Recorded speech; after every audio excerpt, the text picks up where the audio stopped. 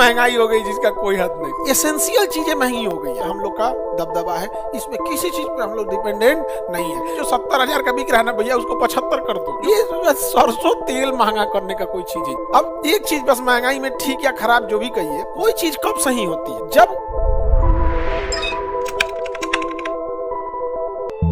सूती वस्त्र उद्योग जो है, सूती वस्त्र उद्योग भारत का सबसे बड़ा उद्योग है। खेती के बाद सबसे ज्यादा अगर कोई किसी उद्योग में लगा हुआ है तो किसमें लगा है? सूती वस्त्र उद्योग में सबसे ज्यादा। अब देखिएगा कौन छोटा मोटा चौराहा रहेगा तो कपड़ा का दुकान खोल देगा, समझ में आ गया नहीं आ गया? एगो झोपड़ी बना के चना घुगनी चाय बेच के होटल, तो होटल तो खैर नॉर्मल चीजों के लिए जरूरत की चीजें आती है वहां पर। तो सूती वस्त्र उद्योग भारत में सबसे ज्यादा क्या दिया है? रोजगार दिया है। दुनिया में सूती वस्त्र उत्पादन में चाइना के बाद हम ही लोग आते हैं सेकंड नंबर पे।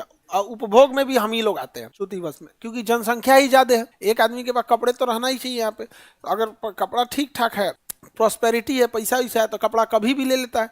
लेकिन गरीबी का आलम यह है कि त्योहार के अलावे फिर कपड़ा खरीदाता नहीं है। अगर खरीदा रहा है कपड़ा तो त्योहार के। कोई किसी को दे दिया कि लो एगो कपड़ा सिवा लिया, तो या कहीं नहीं नानी उनी घर चल जाए तो मिल जाता है। तो गरीबी का आलम भारत में ये है ना कि माँ उसको छुपा देती है कपड़ों के। बाबू 1.5 महीना बाद छठ है, छठ में पहन। ये है हमारे यहाँ गरीब। अगर पास से गरीबी को देखिएगा ना तो सबसे बेरहम आपको ऊपर वाला लगेगा, सबसे बेरहम। अजीब अजीब इंसान, छोटे छोटे बच्चों को ठंडी में रुला देगा। छोटे बच्चे एकदम देखिएगा जहां तहां रहेंगे। तो सूती वस्त्र उद्योग जो है वो सबसे ज्यादा क्या दिया है? रोजगार दिया है।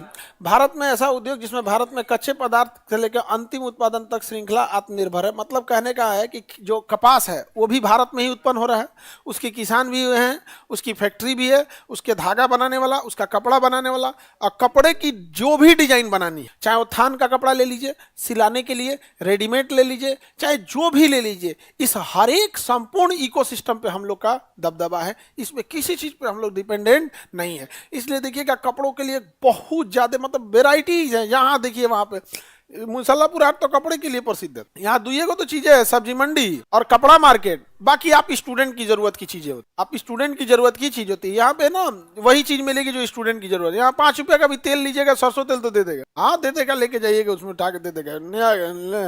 महंगाई इतना हो गया कि ऐसे ला सर में लगा देते उतने मिलेगा। 5 रुपये सर में लगा दे, जाइए सर दर्द सही हो जाएगा। इतनी महंगाई हो गई जिसका कोई हद नहीं। देखो अब एक चीज बस महंगाई में ठीक या खराब जो भी कहिए, जब भी कोई चीज कब सही होती है, जब उससे भुक्तभोगी व्यक्ति के अलावे वह व्यक्ति आवाज उठाए जो उससे भुक्तभोगी नहीं है, जबकि उसकी मानवता जगी। अमीर इंसान जब बोलेगा गरीबी के खिलाफ तो लोगों को ज्यादा सजगता हो। लेकिन अभी कौन है? अमीर को पता नहीं दाल का भाव क्या है। उसके यहाँ एक बार बिल आया, लिस्ट लिखवा लिया। अमीर कैसे शॉपिंग करता है? पूरा लिस्ट लिखा, सामान निकाल दीजिएगा, कितना हुआ? 3700 दे दिया, एटीएम निकाला दे दिया। उसको पता नहीं है कि एक और चीज कितना का है। वो क्या गरीबी महंगाई हो गया यहाँ पर, बड़ी दिक्कत है यहाँ पर। गरीबी मतलब एक एसेंशियल चीजें महंगी हो गई हैं।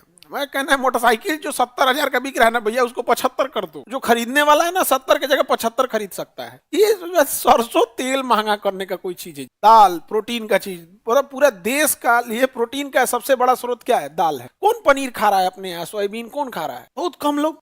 मेन सोर्स क्या है? दाल है। उहे महंगा कर दो, पूरा देश कुपोषण चल जाए। और के बाद ना विटामिन की गोली बंटवाओ।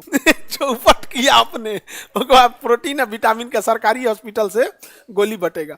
और मैं तो भरोसे नहीं रहता है सरकारी अस्पतालों में कौन सी का दवाई कौन सी खिया देगा।